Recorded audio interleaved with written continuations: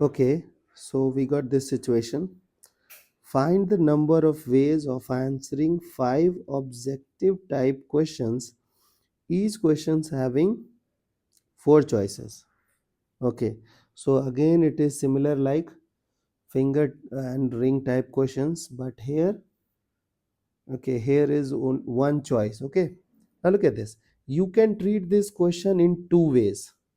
For this specific case, I'm saying that you have to answer the question. Okay, you have to answer, and in second case you can skip the question as well. Means skipping is also one of the way. Okay, so suppose that you have to answer at any cost, so required number. Now look at this.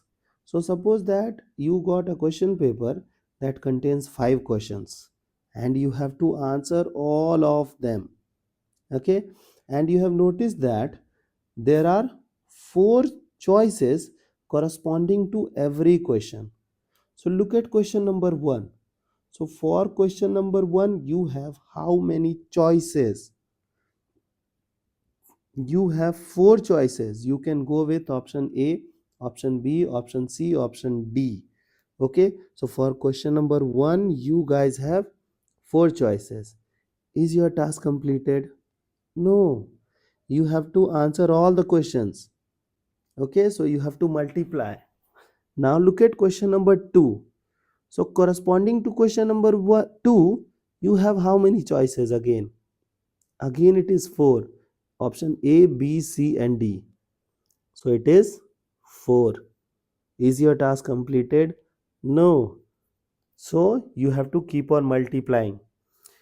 So question number 3 you have how many choices? Again 4. Question number 4, 4. Question number 5, 4. So the required answer is 4 to the power 5. Okay, so this is the idea behind this question. I hope things are clear.